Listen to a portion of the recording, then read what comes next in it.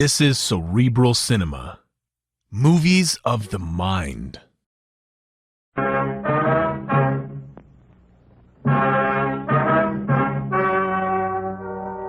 story you are about to hear is true.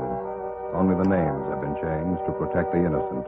Fatima Cigarettes, best of all long cigarettes, brings you Dragnet.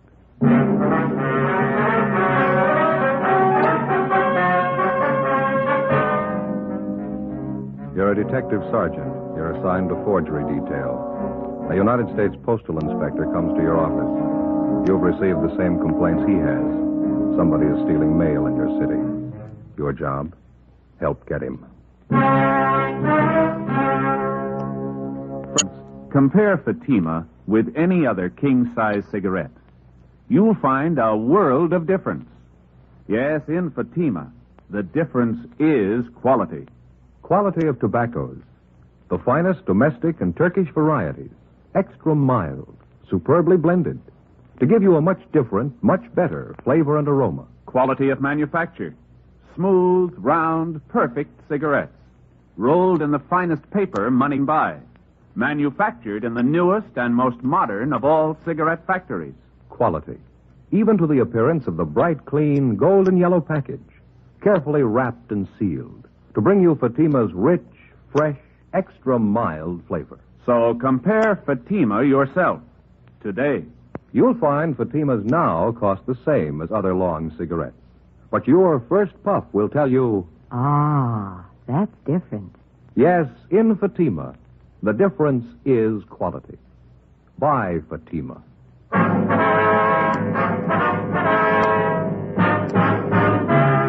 Dragnet, the documented drama of an actual crime. For the next 30 minutes, in cooperation with the Los Angeles Police Department, you will travel step by step on the side of the law through an actual case transcribed from official police files. From beginning to end, from crime to punishment, Dragnet is the story of your police force in action. It was Monday, March 3rd. It was raining in Los Angeles. We were working the day watch out of forgery detail. My partner's Ben Romero. The boss is Captain Harry Elliott. My name's Brady. It was 7:45 a.m. I got to room 29. Forgery detail. Morning, Joe. Hi, Ben. Sure coming down out there. Yeah? Look at this coat. It's soaking wet. Is that the same trench coat, that English one? Yeah. Ever since I had it cleaned, it seems to soak up the water a little more. Does it leak? Oh, no. It just seems to take on a little more water. Keeps me dry. Got something to show you, Joe. Yeah? Remember that old rain mine used to leak up through the seams over the shoulder? Oh, yeah, sure. Take a look at this. What do you got there? Pretty neat, huh? Yeah, what is it? My new raincoat. Oh. Never know, would you? It's small, compact. The whole thing's hardly any bigger than a pack of cigarettes. Not bad, huh? Yeah. Where'd you get it? Wife bought it for me.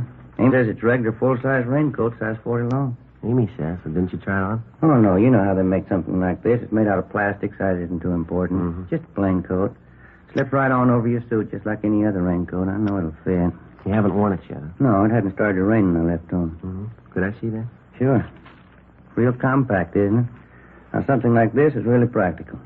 Yeah, huh? Little package like that, you carry it around with you all the time. Never take up any room at all. Yeah. What's it look like? Just like that little pouch there. Same stuff. It's transparent, you know, regular plastic. Well, could we look at it inside me? Okay, let's see. Well, here, you better go. Yeah, okay. Well, you just unzip it here. Mm-hmm. Sure is compact, isn't it? Yeah. There we go. Look there, Joe. All folded up nice and neat. Yeah. Sure is lightweight, too. Plastic's great, isn't it? Fine, yeah. There we go. Full-size raincoat. See there? Fits fine. Never know a full-size coat would go in a thing like that little pouch there, would you? It's no bigger than a tobacco pouch. Yeah, that's pretty good. You ought to try it on, Joe. Never know you had anything on. Sure is light in that. Yeah, I can see. Now we just put it back in the pouch till I'm ready for it. Let's see now. Collar goes up. Front folds in like this. No. No, that isn't right. Goes this way. Let's put it down on the table. That'll be better. Yeah. Yeah, that's better. Now, here we go. Now, we fold the arms in here. Now, the bottom part comes up this way. Now, we fold it over and again. Easy, isn't it? Just follow the crease marks and you're home, Joe. Yeah. Now, if you'll hand me that little pouch, Jim. Oh, yeah. Here you go. Oh, thank you. Now, no, I guess that's too big. Well, we'll make one more fold, guy. Yeah. Small enough this way, but it's too fat, isn't it? You better watch it there. You're going to tear that little sack. That's funny. I folded right over the old creases there. Too fat, isn't it? Yeah. Well, couldn't you just carry it in your pocket like that without the pouch? Sure, that's it. I'll flip it in my coat pocket. No, that won't do, Joe. It bulges right out. It's kind of springy. It jumps out. It's like a piece of pongee silk. Yeah, it seems to. Well, it's so lightweight and easy to handle. Sure. Plenty easy to carry just like that anyway. Yeah. Well-made little pouch there. Seems a shame not to be able to use it. You smoke a pipe? No, you know that. Just cigarette. Yeah, I'll find some use for it. Probably 100 things a fellow could use a little pouch like this for if they could just think of them right off. Yeah, that's right. Riley, Romero, you want to step in here for a minute? Right, Captain. You fellows know Inspector Smith, Post Office Department? Sure, how are you? Romero? Good to see you, Leo. How you doing, Joe? Sit down, won't you? Thank you. Thanks very much. Inspector Smith's over here on that mail thief case that we've been working on. Oh, yeah. Did you receive those reports we sent over to you yesterday? No, I haven't been to the office yet. Came straight over here. The burglar turned it over to us yesterday afternoon. Ben and I ran it down. Seems to us like it might fit in somewhere here. Miller and Ashton have probably got your reports now. I was just going to call in. Do you mind filling me in on it? Apartment house over on Alvarado. Landlady reported a theft of part of a mailbox out there. Yeah, somebody stole the master panel off the front of the community mailbox at the apartment house. Figure it must have happened sometime during the night. Oh, yeah, I believe we got something on that, too. A postman on the route reported it. That's how he's getting into the mailboxes. Steals the front panel, makes a key for himself, and then on, he's in business. Smart guy like we're after could put a key like that to good use. It's fit a great many different mailboxes around town. Yeah, it's the same M.O. We've been on this guy for a long time. He pulled the same thing down in San Diego. Was knocking down about $2,000 a month. Then he laid out. Now he's at it again up here in L.A. Mm-hmm. Well, as you know, we've been getting reports of the thefts and the passing of the checks about 10 days ago. Yeah, I know. We've got 5 checks passed by this same thief according to handwriting analysis. We know it's the same guy. Talked to the victims and the bank teller. Description of the guy seems to tally with what you people have on him. Yeah. There's just one thing we haven't been able to piece out yet. What's that, Joe? When he steals a check, how does he know what bank to pass it on? Well, I think we got the answer to that one. Well, let's say that he steals a letter, and we know he doesn't only hit the community mailboxes. Sometimes he goes to a private residence, fishes the letters right out of the mail slots in that case. Yeah, it's some kind of a gimmick he gets down in those slots with. That's what we figure, Leo. Well, we'll say after he's got a letter with a check in it. Now, it's easy enough for a good forger to put an endorsement on it, but how does he know what branch of the bank to pass it on? Well, at some time or other, he's stealing bank statements as well. Mm-hmm. Or maybe he's just lucky. At the time he steals a check, there's other mail in the box, too. The victim's bank statements. Well, as far as that goes, I suppose he's stolen more than once from the same party. He could probably get away with bank statements easy. Well, that's it. People never seem to report anything missing in the mails until weeks after it's happened. It's easy to see why they're not sure anything's wrong until they wait several days. They don't want to bother us in the case of anything routine like monthly bank statements. And in the case of a check, well, sometimes it's from a relative or someone who owes them money, and they don't want to embarrass them by writing or calling to find out about it. Well, I suppose in the case of anything like a dividend check, we got a couple of those, Leo. Mm-hmm. The people who lose them just don't think it's time for them to arrive yet, so they just wait, huh? That's it. And that's why he's been so successful. Plus the fact that it takes about a week for any kind of check to be processed through central clearing at any bank, and then, too, the bank wouldn't necessarily know that anything was wrong at that time. Until the bank receives a complaint from the party who missed the check, they couldn't have any way of knowing that anything was wrong. That's right. Tell them what you were telling me this morning, Leo. Well, you people aren't in it deep enough to know this yet, but this guy's been hitting the same branch bank maybe 2-3 times in a row. Not here in L.A., has he? No, not yet. It looks to us like he's just started up his operations here in town. That's the way he worked it down in San Diego. Well, it's easy enough to figure. If he got a teller in some bank to go along with him, someone who didn't suspect him, and since the victims reported so late, he could get away with it at least that many times at the same bank, couldn't he? Yeah. If people report missing mail immediately, it'd make it a lot tougher for the thief. That last name on him still good? Harvey Fletcher? That's what we're going on, yeah. We've got bulletins out to all the banks carrying that description on him, and he changed earlier. WMA, average build, 150, 160 pounds, gray eyes, about 32 to 35, well-dressed, carries a briefcase. Likeable personality. That's what we got on him. Oh, there's a little something we picked up yesterday from a bank teller. She told us the man had long sideburns, for what it's worth. You might add that. Okay. Don Myers in handwriting has checked through his files, Leo. They haven't got anything on him. And the stats office hasn't been able to make him on his M.O. Now, we know you people are doing everything you can for us. We appreciate it. Yeah, I wish we could do more. That name, Harvey Fletcher, Of the 5 checks that we've got on the guy, according to handwriting analysis on him, he's only used that name once. The rest of the time, he signs the same last name as the payee's name on the face of the check. And he passes himself off as a brother or husband or some relation to the rightful payee. Yeah, that's what's taking in all those bank tellers, plus a smooth personality. He's cool, collected, all the confidence in the world. Yeah, that figures. Yeah, we got one day before yesterday with a little different twist. Isn't going to help us any, but here's the way he's working it in some cases. He deposits a large check to the victim's account, then he only takes out a small portion in cash. Throws the tellers off even more. Here's those photostats, Leo. What's this? Copies of the last 5 checks that we got on the guy. Oh, yeah, thanks, Harry. Myers says they're all in the same handwriting. Is there anything else we can do for you, Leo? We've got all the banks in the area covered, got bulletins out on them. Well, that's fine. Don't think we've overlooked anything. Patrol units have been alerted. With this latest theft of that mailbox panel, it's too bad we can't localize his operations a little. Leo, didn't you say that if he makes a key, that key would fit any number of boxes in the city? We couldn't pin him down to one neighborhood, could we? That's right. That key will work on different mail routes. He probably knows the neighborhood around Alvarado is hot now. He'll leave it alone anyway. It's impossible to stake him out on the actual thefts of the mail. It's too bad we can't get to him through one of the banks when he cashes them. All your manpower and ours put together couldn't cover all the banks in L.A. at one time, but we've been spot checking throughout the city, hoping maybe to tab him just by luck. We might get a break from one of our bulletins, maybe some towel spot. Well, I'm not sure yet. That's one of the reasons I came over here this morning, but maybe we've got a little something. What's that? Well, a bank out in Westwood phoned us yesterday. The teller thought she recognized the guy from his description. Didn't dawn on her till after the guy had left her window. She rushed out in time to get the license number of his car. Well, maybe it's a break, huh? Yeah, it looks pretty good. The check was drawn on the account of a William E. Scott. And that's the number 2 victim here in L.A. That's right. You've got the photostat of his checks right there. Yeah, I know. Well, everything seems to fit. This check he passed yesterday out in Westwood was probably stolen at the same time as the first one, or at least it came from this Scott's mailbox. That we know. Well, didn't this William Scott report the theft of 2 checks? I know he didn't to us. Maybe he did to you. No, he didn't. Said he couldn't be sure. He gets quite a few checks through the mail. Owns a lot of stock, gets dividends. Yeah, probably doesn't know when they come each month. Yeah, that's right. He didn't miss the first one until it was way overdue. Might even be others missing. He doesn't know for sure yet. Well, anyway, he's positive on this latest one out in Westwood that the bank teller caught, huh? Sure. As soon as the bank manager called him, he knew he hadn't authorized anybody to cash any of his checks.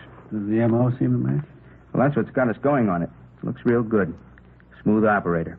Deposited part of the money, took the balance in cash.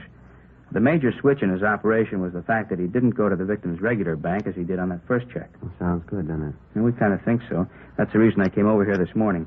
Conway, our handwriting man, thinks it's the same as the guy we're after. He asked me to check it through Don Myers to be sure. What signature did you use on this last one? Now, that's another part of the M.O. that checks out. You remember on the first check, he forged the victim's name, William Scott? Mm-hmm. Then he made it a second-party check by signing the phony name, George Scott, passing himself off as a nephew of the victim. Pretty smart. He goes to this victim's regular bank, and he doesn't take the chance of being tabbed as the payee. He covers by using that nephew gimmick. Huh? Yeah. This time he goes to a different branch. Not the regular branch that the victim deals with as in the first case. He simply forges the victim's name and lets it go at that. You doing anything on that license number? Well, Ashton and Miller checked it out late yesterday afternoon. They're on it now. Need any help? Well, not so far.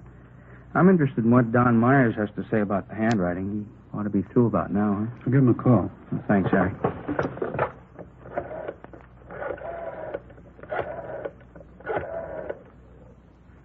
Hello, Don. Who's this? This is Elliot. Do you know if Don's checked that stuff through for Inspector Smith yet? Okay, thanks, Lon. No, that's all right. We'll get to him. Don was called out of the office for a minute. That was Sloan. He says he's sure Don's finished with it. Oh, fine. You say when he'll be back? He just ducked down to Thad Brown's office for a minute.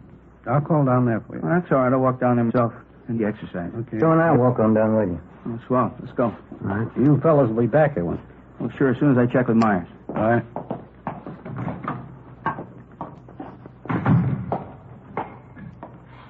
Which way is it from here? This hall looks the same from one end to the other to me. This way, Leo. Oh, okay. This affects you like the federal building does me. I get all turned around up there. Yeah. Well, those fellas down in San Diego had a rough go on this thing. Yeah, I was talking to McGuire and Ormsby down there just the other day. They said they were going around in circles on it. They broke a lot of ground for us. Checked out a lot of suspects, cleared them. Checked out all that stuff that Brereton from CII sent down. Yeah. You know how thorough that guy is. It figures they've done a lot of legwork. Friday, you say you just talked to him down there? Yeah, that's right, Leo. Well, then you know about all those bulletins they got on the guy. Description, exemplars of his handwriting. Mm-hmm. Sent them to every police department in the United States. It's a big job. Mm-hmm. I'll go get Don. It's right in here. Thanks, Joe. Right. Don? Yeah, Joe. Leo Smith from the post office department's waiting to see you. Right, Joe. Just on my way back to the office. Fine. Hello, Don. Sorry, Leo. I had to duck out for a minute. Oh, that's all right. Say, did you get a chance to look that Scott check over? Yeah, I did. Got a couple of things to show you back in the office. Okay, fine. Was Conway positive on this one? Well, he said he felt we had the right man, but he wanted your opinion to be absolutely sure. I couldn't be positive, but I think maybe he's your man. There's a great similarity, but too much pressure on the downstrokes. The ye's, the yo's. Just not too sure. They're a little different than some of the previous samples of the guy's handwriting. Uh-huh. I can show you better back at the office. Got a few things for you. Think there's a possibility, Don? Well, let me put it this way. I won't say it is, and I won't say it isn't. Let's pick him up and find out for sure. Here we are. Go ahead, fella. Thank you. I've done those things up here. Uh-huh. Call for you, Leo. I'm 3. Oh, thanks, Harry. Excuse me. The Smith talking. You did? Uh-huh. We did. All right, look, why don't you bring him down to forgery detail here at the city hall? We'll talk to him here. Right, Ed. Right, thanks. Well, looks like the end of the trail. That was Ashton. He and Miller picked him up. He's our man, admitted the forgery. Looks like San Diego did all the work and we get all the luck. Anyway, we got him.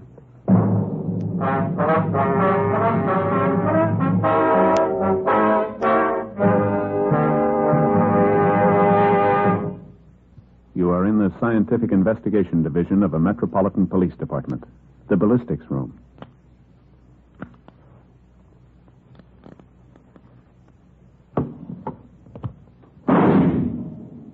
You have just heard a test bullet fired from a .38 caliber revolver found in the possession of a suspect. The test slug is removed from the ballistics box and compared with the slug found at the scene of the crime. There they are. Side by side, they look alike. But examination will prove a world of difference. Now, examine a Fatima. Compare it with any other king-size cigarette. Side by side, they'll look alike. But right away, you'll find there's a world of difference. Yes, in Fatima, the difference is quality. You see, Fatima is the quality king-size cigarette because it contains the finest domestic and Turkish tobaccos superbly blended. And Fatima is extra mild, with a much different, much better flavor and aroma than any other long cigarette. So compare Fatima yourself. Fatimas now cost the same as other long cigarettes, but your first puff will tell you... Ah, that's different. Yes, in Fatima, the difference is quality. Ask your dealer for Fatima, the quality king-size cigarette. Best of all long cigarettes. Start enjoying Fatima tomorrow.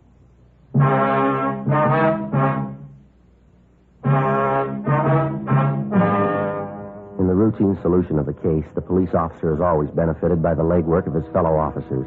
In this case, the men of the San Diego Police Department, in conjunction with the Post Office Department, had done most of the spade work, and the actual apprehension of the suspect appeared to be almost too easy on our end. Even though Ben and I hadn't participated in the physical arrest of the suspect, we felt the same gratification for the speedy solution of the case as did the postal authorities.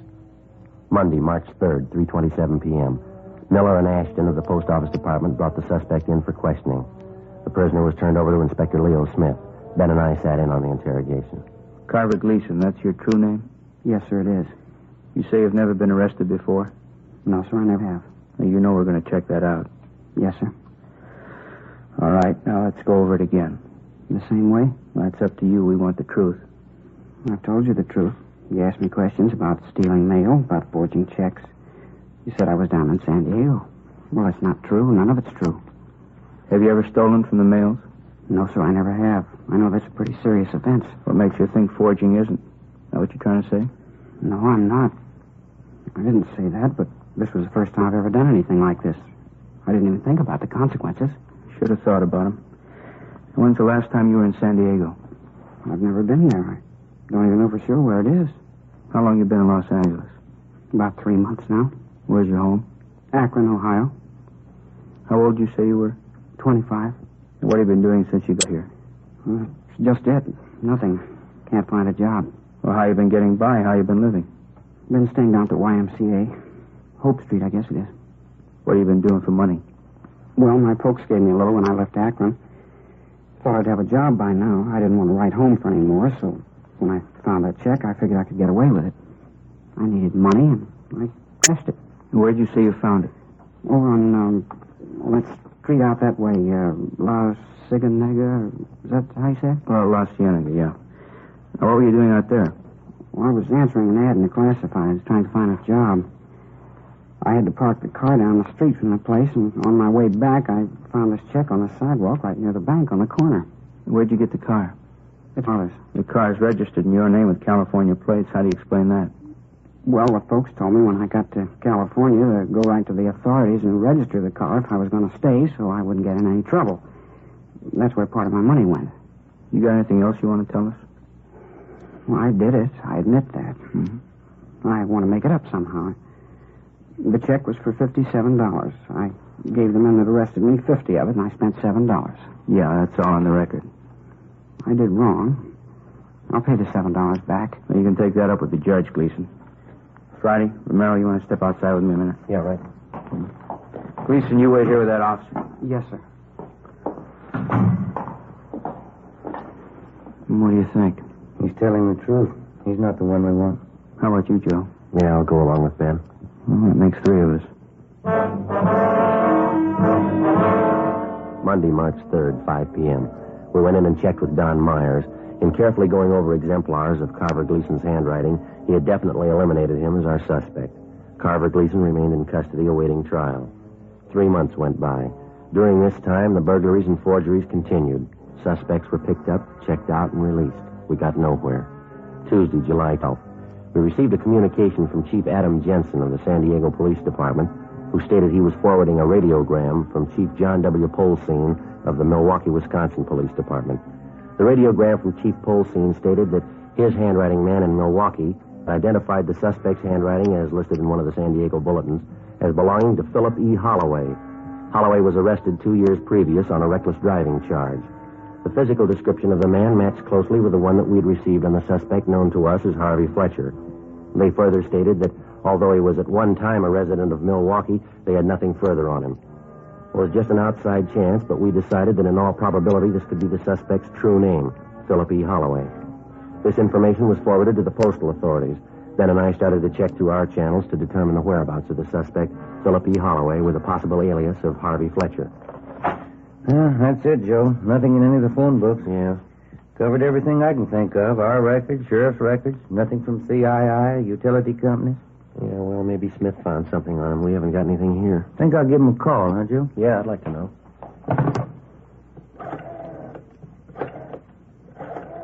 That's extension 664. Yeah, I know. Yeah, 664.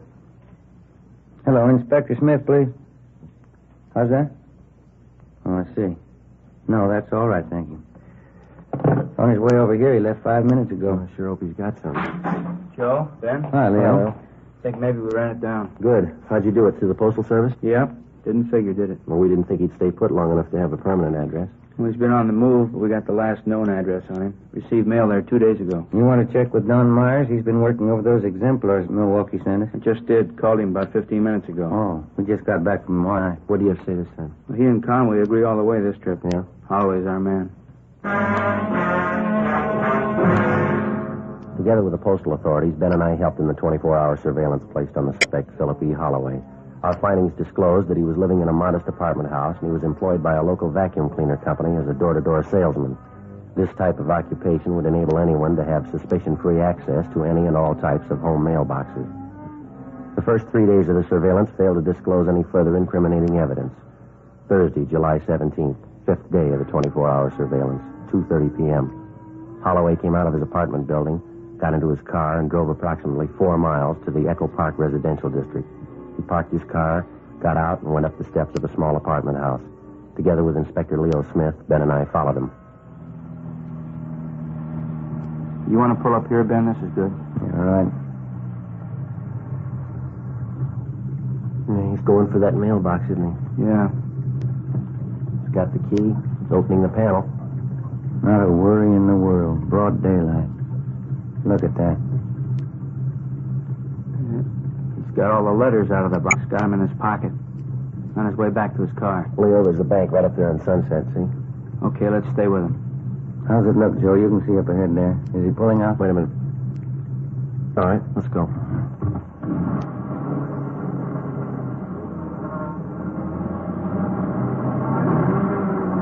Better pull up here, huh? Oh, look at that. Just like it was blueprinted. Going right in the bank. Come on. Yeah.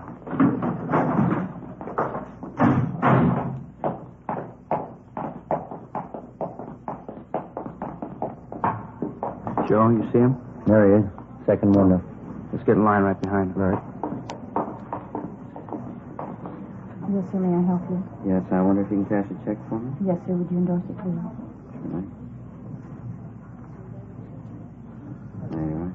As you can see, this is my mother's check. I guess I can cash it all right for her. Do you have any identification?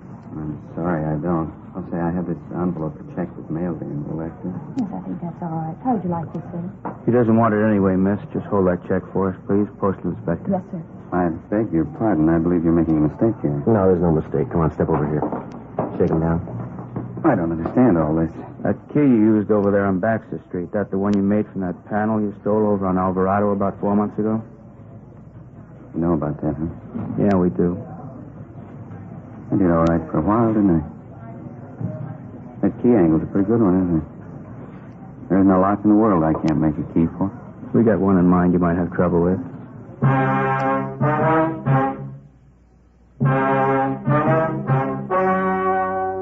The story you have just heard was true. Only the names were changed to protect the innocent. On October 15th, trial was held in United States District Court, State of California. In a moment, the results of that trial. And now here is our star, Jack Webb. Thank you. Friends, all of us on Dragnet are convinced that Fatima is the best of all long cigarettes. We think you'll like them as much as we do. But the only way you can tell is to buy a pack of Fatimas and compare them with any other king-size cigarette. Now, side by side, they'll look alike, but in Fatima, the difference is quality. Quality that gives you extra mildness, a much better flavor and aroma. Compare Fatima. You'll agree, Fatima is the best of all long cigarettes.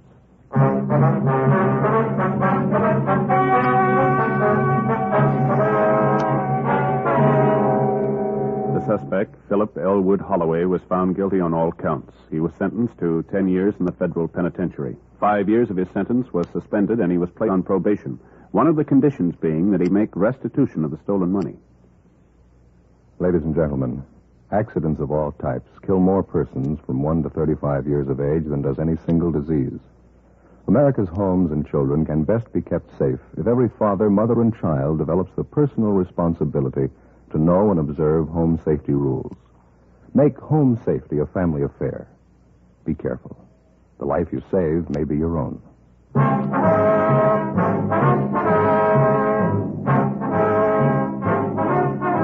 You have just heard Dragnet, a series of authentic cases from official files. Technical advice comes from the Office of Chief of Police W.H. Parker, Los Angeles Police Department. Fatima Cigarettes, best of all long cigarettes, has brought you Dragnet, portions transcribed from Los Angeles. Stay tuned for Counter Spy, next over most NBC stations.